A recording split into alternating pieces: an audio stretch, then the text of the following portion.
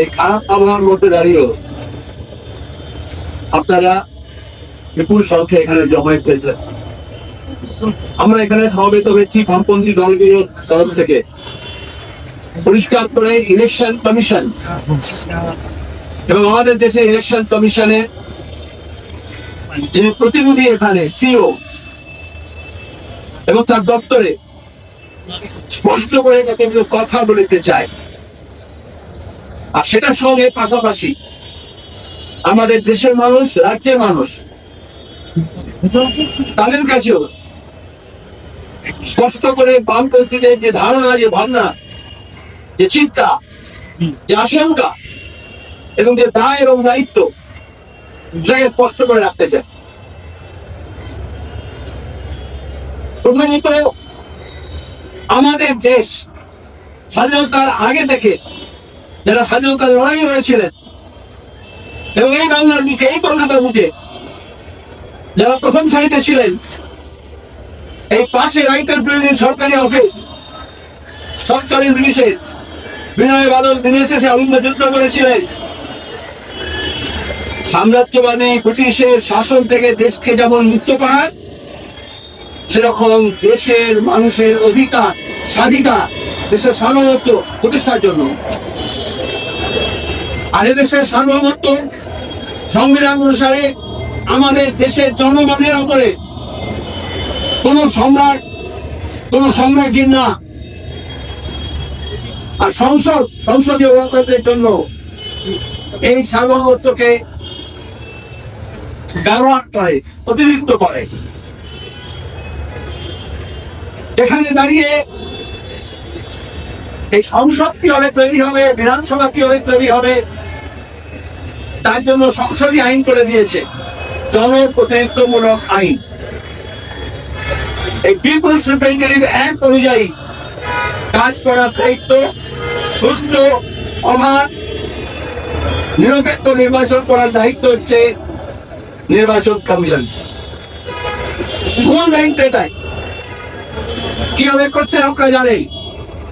যে দায়িত্ব দেওয়া হয়েছে সাংবিধানিক সংস্থা হিসেবে সুষ্ঠু, অবাধ, নিরপেক্ষ এবং তার সঙ্গে ভয়হীন ভাবে মানুষ তার ভোটাধিকার প্রয়োগ করতে পারছে। যত দিন যাচ্ছে দেখবেন নির্বাচনটা কালিমালিপ্ত হচ্ছে, ভয়ের পরিবেশ তৈরি হচ্ছে, গুন্ডামি, মস্কারি, ভোট লুট। তার মধ্যে নির্বাচন যাদেরকে নিয়োগ করে নির্বাচনী সংস্থা পরিচালনা করার জন্য সোর্সের মধ্যে ভোট, ইলেকশন কমিশনার তার অবজারভার থেকে তার রিটার্নিং অফিসারদেরকে, তার সিও অফিসকে, তার নিজের ইসিআই অফিসকে নিরপেক্ষভাবে পরিচালনা করতে পারেন না। এটা হচ্ছে আমাদের প্রথম অভিযোগ। দ্বিতীয় অভিযোগ, আমাদের দেশে এখন এমন অবস্থা হয়েছে, আর মোদী প্রধানমন্ত্রী হওয়ার পরে, বিজেপি সরকার আসার পরে যতগুলো সাংবাদিক সংস্থা আছে তারা সংবিধানের প্রতি তাদের আনুগত্য, দেশের আইনের প্রতি আনুগত্য অথবা দেশের শাসকের প্রতি আনুগত্য, এইটা প্রশ্ন চিহ্নের সামনে চলে এসছে।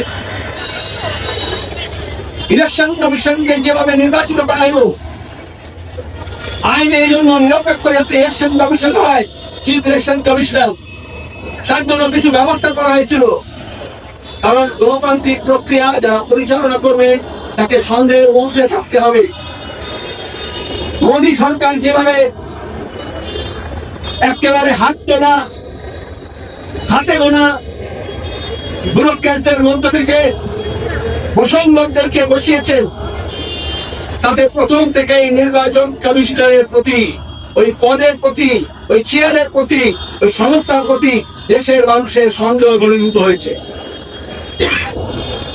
দায়িত্ব ছিল নির্বাচন কমিশনারের, চিফ নির্বাচন কমিশনার এবং সিও,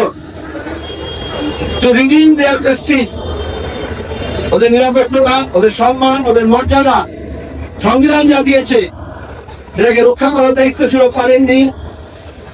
তাহলে সেটাকে অন্তত পুনরুদ্ধার করার ব্যবস্থা করতেন। তার বদলে আমরা দেখলাম এসআইআর,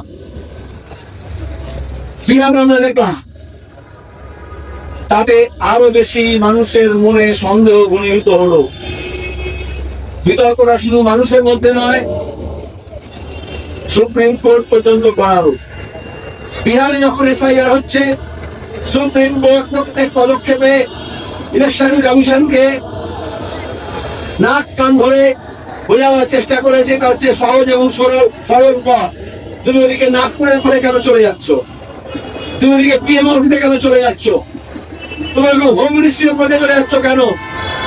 তোমাকে তো সংবিধান এবং পিপলস ডিফেন্স অ্যাক্ট দিয়েছে। আর এই জন্যই দেখেছে অঙ্কুশ লাগিয়েছে, লাগাম পড়াতে হয়। সাংবিধানিক সংস্থা হলেও লাগাম পড়াতে হয়। আর জনগণ যেহেতু সার্বভৌম, সেই সার্বভৌম রাষ্ট্রের জনগণকে এই কাজে উদ্যোগী হতে হয়। শুধু সুপ্রিম কোর্ট করে বসে থাকলে চলে না, এটা আমি বললাম কারণ অনেকে মনে করতে রাখতে পারে ওরা কোর্টের ভোটার লিস্টের ব্যাপার, ব্যুরোক্রেটিক ব্যাপার, একেবারে সিও থেকে ইলেকশন রেজিস্ট্রেশন অফিস থেকে বিএলও পর্যন্ত এখন যোগ্য তৈরি করার চেষ্টা করা হচ্ছে, যোগ্য সামগ্রী জড়ো করা হচ্ছে। তার মধ্যে আপনারা কেন?